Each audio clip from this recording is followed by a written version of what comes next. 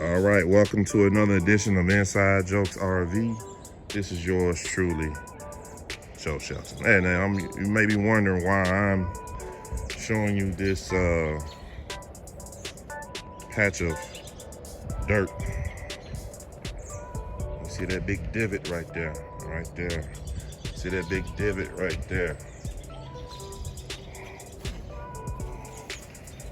Well, here's another thing you need to consider when you get in the RV. Here's the rig. I normally bag it up to about right here and have this whole thing sitting on this part of the driveway. You can see the driveway right there. That clears up the other driveway for people to get into the garage. But on a particular day, I got it waxed and everything clean, and I didn't pay attention. I wasn't thinking about it. It rained maybe a day or two before, so the grass is sort of wet. I tried to bag it back here to where I normally park it, and got too far over. I'd like to try to get closer to this tree because there's it slopes downward toward that fence. So normally I keep it close to this side where it's mostly level, but I didn't this time. I came back at an angle, and where you see those divots, that's where I got stuck. I had some recovery boards. I did everything I could to get that thing unstuck, but nothing. It was just the weight was shifting this way all on it. That's causing those wheels to dig in. So I ended up having to call a tow truck, the big boys. And that's why it's good for you to have roadside insurance on these rigs. I've got it through my regular insurance, Geico, and then I also have Good Sam extended warranty. So if anything, engine, tire blowout, anything, I got that warranty on that also. So I called Geico. They came out, brought the big boy, and they pulled it out. He pulled the thing out like it was a Prius. So this brings us to your next solution or the next issue to consider when you're getting an RV. Now I'm in the process of getting this gravelled and paved. RV tires on grass do not mix. Don't try it. So now I'm in the point of debating. Well, I'm in the process of getting this from here all the way back here. So it's about 30 feet. Enough I can get the RV back on here. Me and my RV. Me and my RV. Me and my RV. So why that's a big issue or sort of a issue, normally you could pay for RV storage and like a storage lot where you go park it. But those things are probably, I vaguely tried to price them. They're about at least $200 a month to store something this big. So when I calculate, and to get that portion of the driveway extended is about $3,500. I had one quote that was $6,000. So I found a quote for $3,500, which is what I thought. I did my own calculations, and that's about what it came on. But so here's the debate. You say, okay, that's a lot of money for a driveway extension. But by the time you calculate 1 year of storage, you're at $2,400 for 1 year, for 1 year storage. So after 2 years of paying for storage, I pay for my concrete pad. So economically, feasibly, getting this pad was the best solution for, what, for the long run. Now, right up front, you might think, I don't have that, but for the long run, that is the better solution financially for that. So that's something to consider when you get an RV. You got to think about storage. And then if you're storing at your house, you got to think about a spot on your land or property where you can properly store it, where you won't get stuck or anything like that. You want to keep it safe. You want to keep it level. You want to keep it where you still be able to access it and do all the things you need to do while storing it. So that's it. So leave me a comment if you recently got something built for your RV. Leave me a comment, and but nothing less, subscribe to the channel. I'd love to have you subscribe. I try to put out content dealing with RV itself and things you'll come across dealing with your RV. All right, peace. Well, let's insert the fail part of this video. I reached out to my Facebook friends and asked for any recommendations for anyone they knew that worked in concrete. One of my friends recommended me a gentleman, so I gave him a call and asked him to give me a quote. He told me to give him the address, and he took the address and went by there. I said I wanted it to be roughly 16 feet wide, 30 feet long, probably 3 inches deep to fill that slope end of the driveway. So I told him to go by there to look at it and to give me a quote. All right, he went by and called me back, gave me a quote of $3,500. So I was like, cool, you know. The first quote I got was of $6,700. So I said, hey, that's almost half. So I said, cool. All right. I asked him when could he start. He gave me all the information about when could he start. You know, my fault. I didn't ask for any to see any of his previous work or anything. So I said, all right, let's go ahead and let's get it going. So we got some dates and everything lined up, and he told me he's gonna go by there and within the week and start framing up and preparing preparing the area for for the concrete. So now look here, I've done my research. I watched several YouTube videos on how to prepare a concrete pad, even considered doing it myself, and I knew that what it's supposed to look like and the process that goes into this. So I knew what was expected. And let me also say that this is not where I live. This is my late parents' home. It's where I store the RV, so I don't stay at this property. So I just took it. Hey, a friend recommended, he worked on concrete. I figured he knew what he's doing. So I said, hey, man, just give me a call. He said he was going to frame it up. And I said, well, give me a call when you get ready to pour, and I'll try to run over on my lunch break, just to check everything out. All right. So get a call. He texted me that morning and said, hey, concrete truck will be around 10. Now, I haven't been by to look at the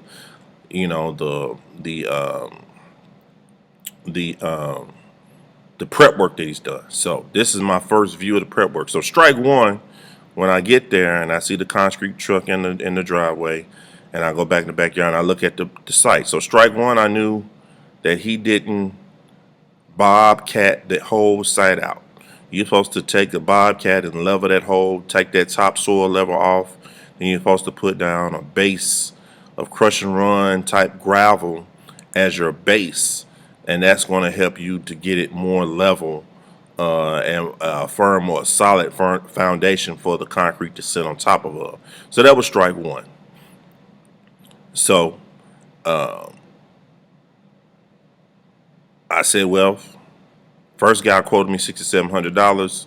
Second guy, this guy quoted me $35. So I said, well, and I have seen videos on YouTube where people have just went ahead and poured concrete on top of that, but there were comments, people said they don't recommend it and this, that, and the other, whatever. But this was high density concrete. He did have some rebar that he also put in this high density concrete. So I was like, okay, this will get the job done. So that was strike one. He didn't prep the area right.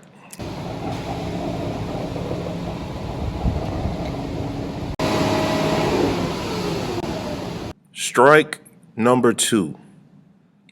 How many people do you see on this video working concrete? You see 1. Now, I know that a job this big is at least at the minimum a 3-man job, because you have one man that's sort of moving the concrete with a shovel, moving into divots and empty gaps. Then you got 2 other guys that's got a long 2x4 that's sort of sliding back and forth to try to level it off based on the form. So strike 2, when I saw that he was doing this by himself, I was like, this is not going to turn out good.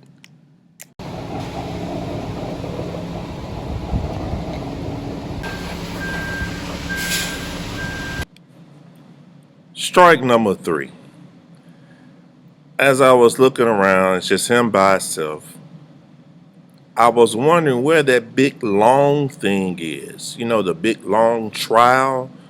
You know, it's like a big long pole that I didn't see anywhere on the site. I was looking, I didn't see it.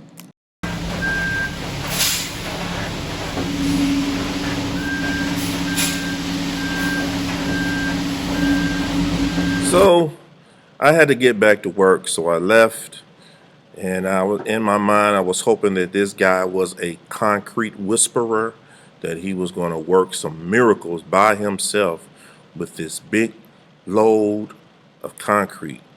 So I went on back to work. I said, this guy and myself, okay, he's worked with concrete, he knows what he's doing, and he's going to work some miracles from based on what I saw.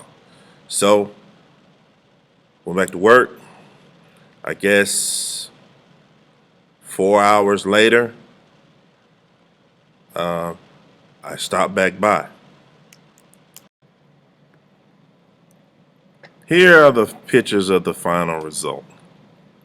I'm just going to be quiet for a minute and just let you look at these pictures.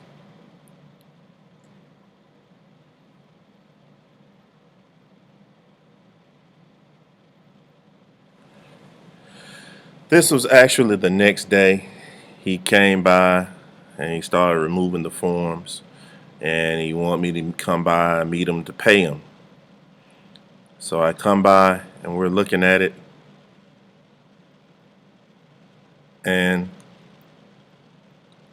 I'm looking at it and I'm like, man, am I being punked? Is this a joke? Is there a hidden camera somewhere?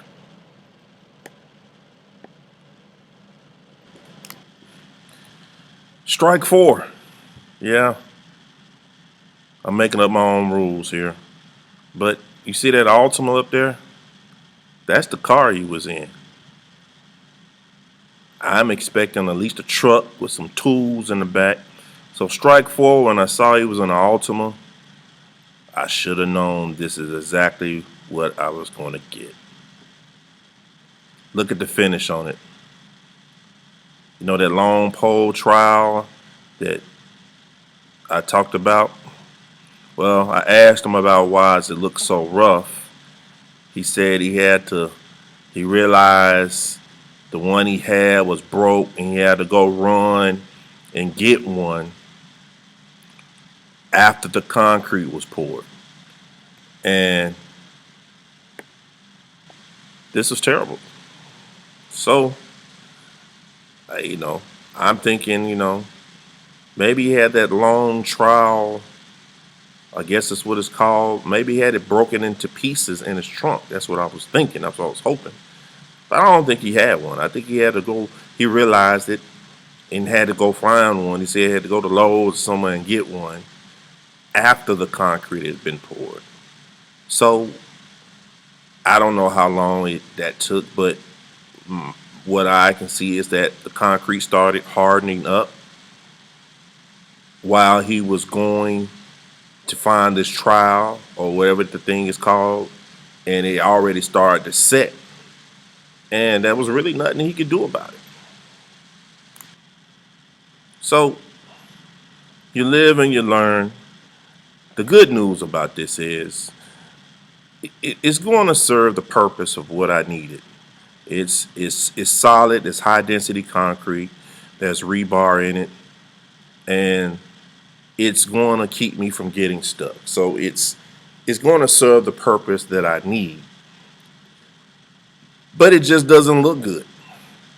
So I had a few choice words for him and the quality of his work, and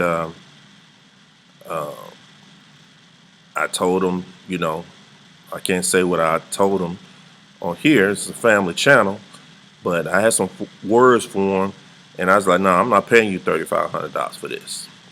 So I told him I know concrete. I already had an estimate of what the concrete would cost just itself. I know there's a delivery fee for the concrete, and I give you a little something for the labor that you did do, because I know that was back-breaking work. So I ended up getting $1,000 off of what his original quote was. So doesn't look good,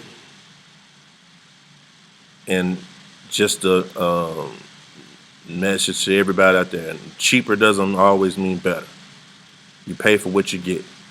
So I should have known. I should have known by the Ultima. The Ultima should have been my red flag. But the bright side of it is it's solid. It's high density concrete. It's got rebar in it. I do have the RV parked on it right now. So it's getting the job done that I need to do. Now, me and my good friend Coach Kelly, go check out his channel. I showed him we're gonna fix his mistakes. We already mapped out a plan how we're gonna make this look better, and where it looks, well, just with the finish of it. There's a product that you can you lay some concrete adhesive down on top of this right here. You can get this other